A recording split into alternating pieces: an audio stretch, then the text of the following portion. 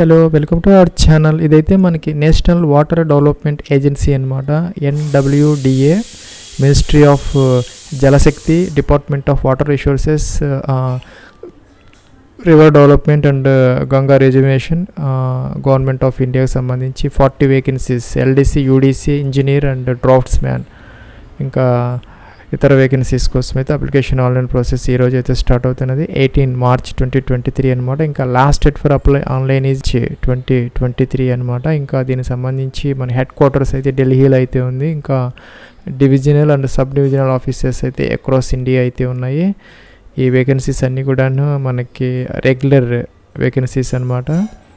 Permanent basis recruitment అయితే జరుగుతున్నది. Advertisement number 14/2023 ఇది.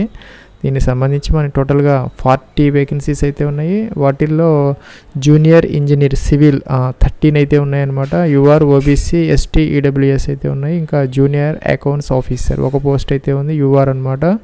ఇంకా డ్రాట్స్మ్యాన్కి సంబంధించి సివిల్ ఇదైతే 6 అయితే ఉన్నాయన్నమాట.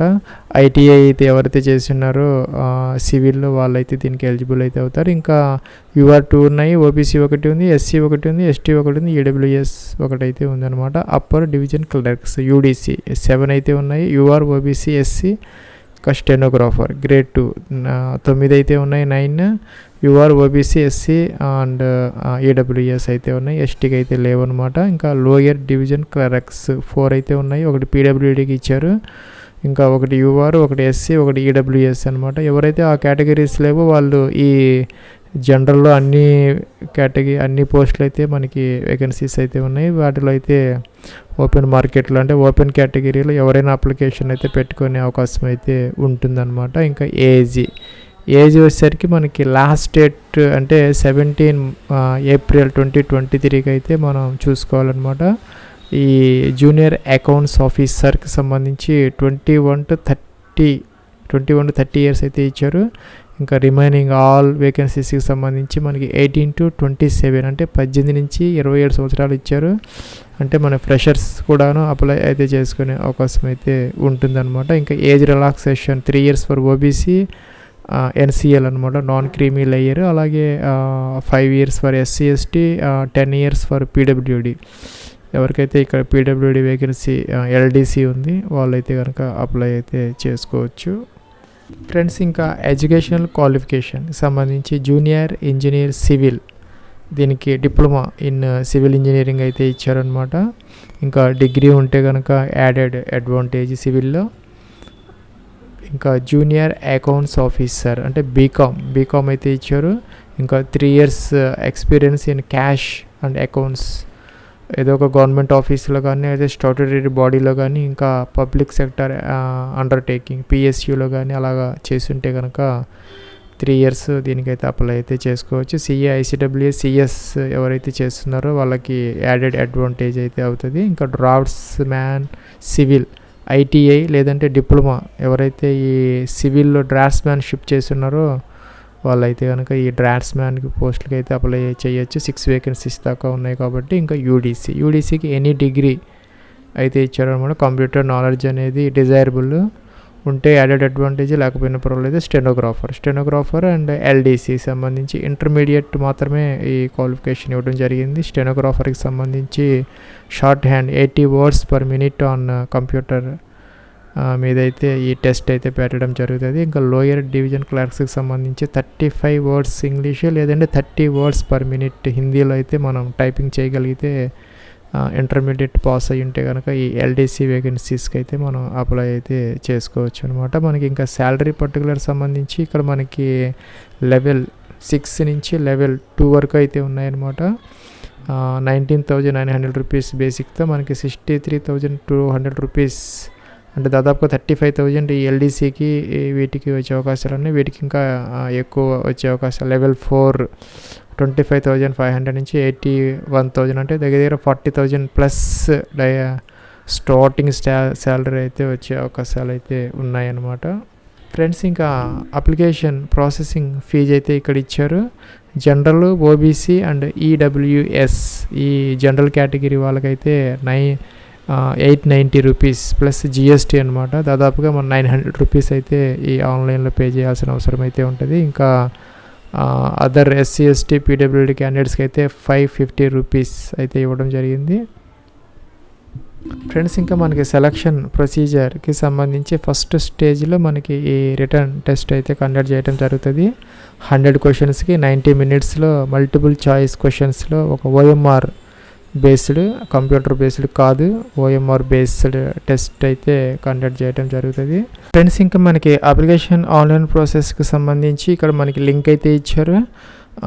అడ్వర్టైజ్మెంట్ నెంబర్ 14/2023 అనమాట. ఇది ఇక్కడ క్లిక్ హియర్ ఫర్ రిజిస్టర్ అని ఉంది. ఇక్కడ హౌ టు అప్లై ఉంది, అదైతే పీడిఎఫ్ చూసుకోవచ్చు. ఇక్కడ మనం రిజిస్టర్ మీద క్లిక్ చేస్తే మనకి this is an external link, do you want to continue అని వచ్చింది. ఓకే అన్నాము. ఇక్కడ మనకి NWDA.cbtexam.in అని ఒక ఎక్స్టర్నల్ ట్యాబ్ అయితే ఓపెన్ అయిందనమాట, browser tab.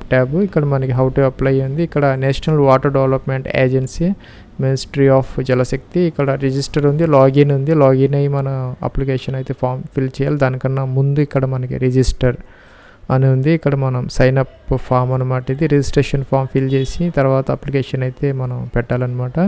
Note the details below should be entered as it appears in the matriculation certificate. అంటే 10th క్లాస్ ప్రకారం మనం అన్నీ ఈ పర్టికులర్స్ అన్నీ కూడా ఇవ్వాలని చెప్పేసి పైన మనకు ఒక నోట్ అయితే ఇచ్చారు. ఇక్కడ మనకి అడ్వర్టైజ్మెంట్ అయితే ఉంది, పీడిఎఫ్.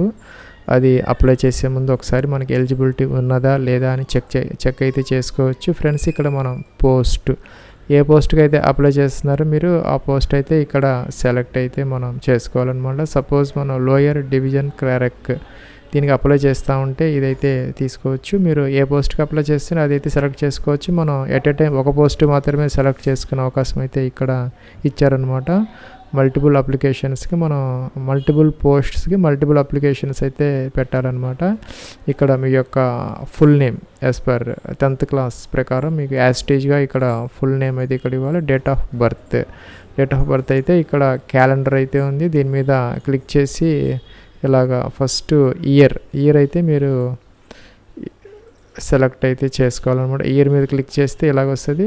ఇలా వెనక్కి వెళ్ళిపోయి మీకు ఇలాగా ఫస్ట్ ఇయర్, మంత్, డే ఇలాగ సెలెక్ట్ అయితే చేసుకుంటే మీకు మీ యొక్క ఏజ్ యాజ్ ఆన్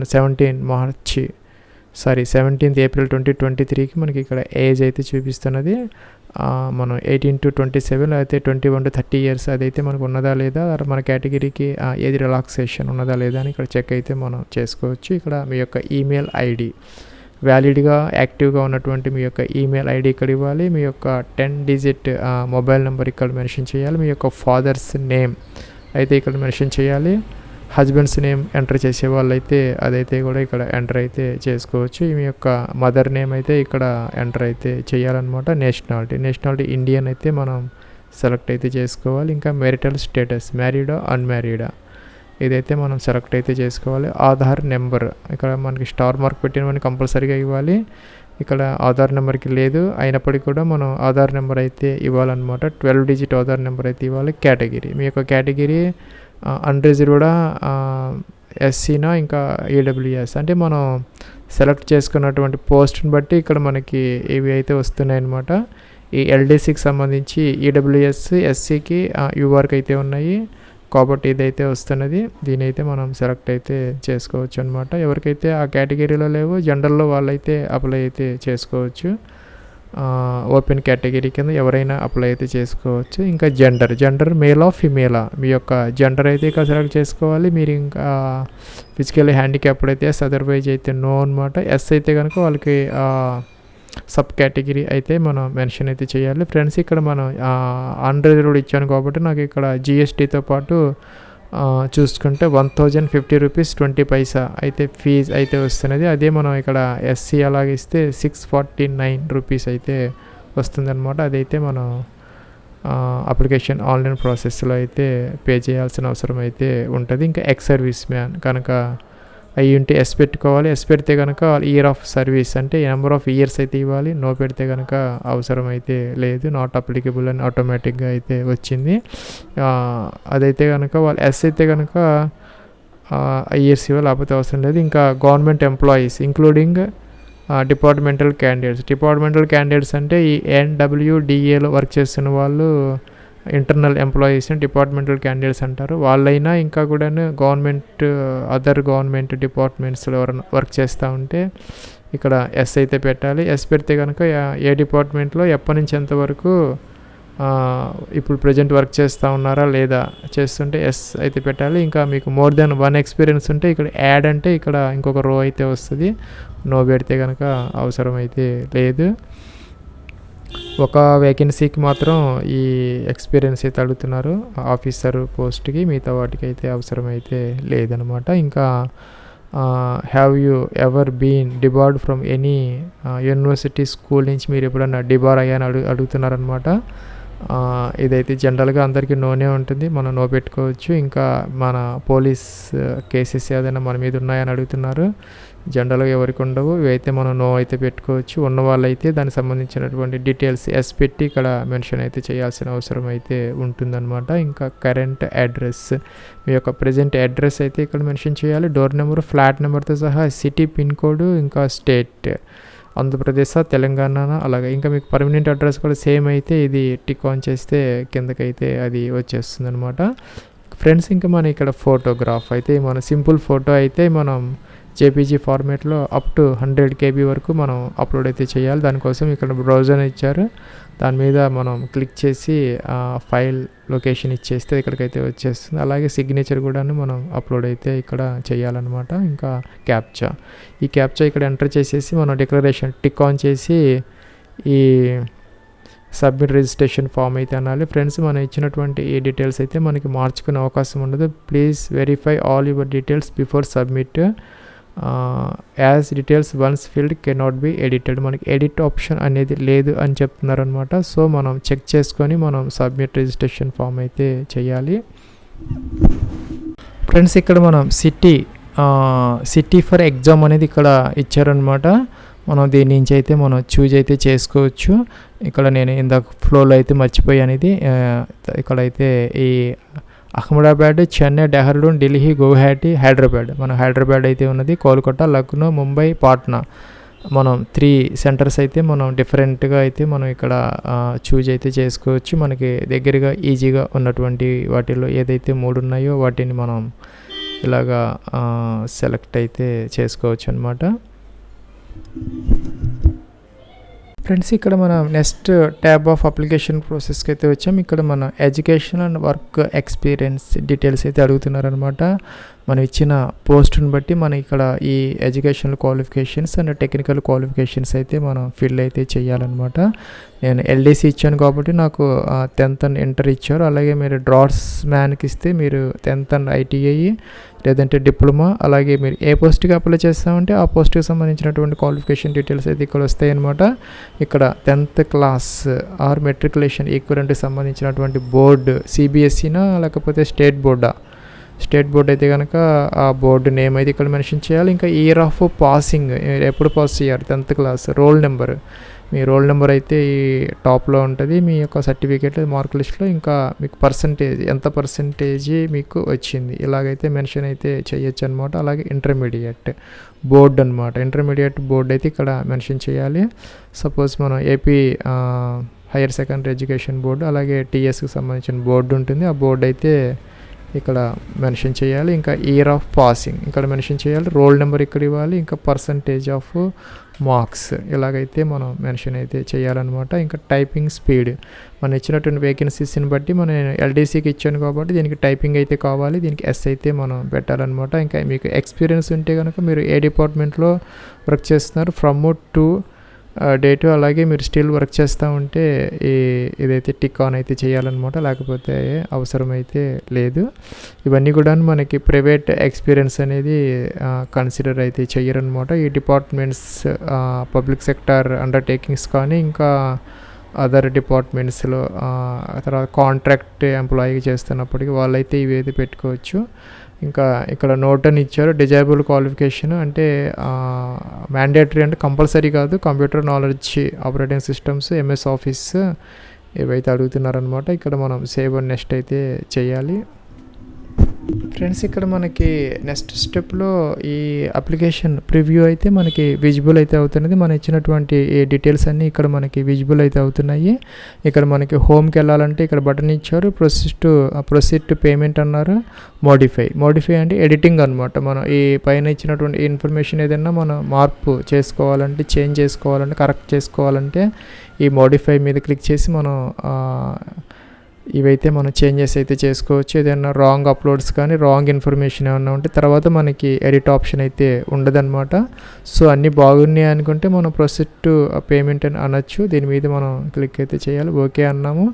ఇక్కడ 1050 రూపీస్ 20 పైసా అని చూపిస్తున్నారు నేను ఇచ్చినటువంటి కేటగిరీని బట్టి. ఫ్రెండ్స్ మనకి ఇక్కడ పేమెంట్ గేట్వే అయితే ఓపెన్ అయింది. ఇక్కడ మనకి మల్టిపుల్ ఆప్షన్స్ అయితే వచ్చాయి. క్రెడిట్ కార్డ్స్ ఉన్నవాళ్ళు ఇది అయితే తీసుకొని ఇక్కడ ఈ కార్డ్ డీటెయిల్స్ ఇవ్వచ్చు. డెబిట్ కార్డ్స్ అయితే ఇది తీసుకొని ఈ కార్డ్ డీటెయిల్స్ ఇవ్వచ్చు. అలాగే నెట్ బ్యాంకింగ్, అలాగే పేటిఎం, ఇంకా యూపీఐ కూడా ఉంది. మీకు ఏది అవైలబుల్ ఉంటే దానికి సంబంధించినటువంటి డీటెయిల్స్ కనుక మనం ఇక్కడ వెరిఫై చేసేస్తే అప్లికేషన్ ఫామ్ సంబంధించినటువంటి ఫీజు అయితే పేమెంట్ జరుగుతుంది. నెక్స్ట్ మనం ఈ లాగిన్ అయిపోయి అప్లికేషన్ ఫామ్ అయితే ప్రింట్ అయితే తీసుకోవచ్చు. ఇది ఫ్రెండ్స్ NWDAకి సంబంధించి various vacancies application online process. Wish you all the best and success. Have a nice day.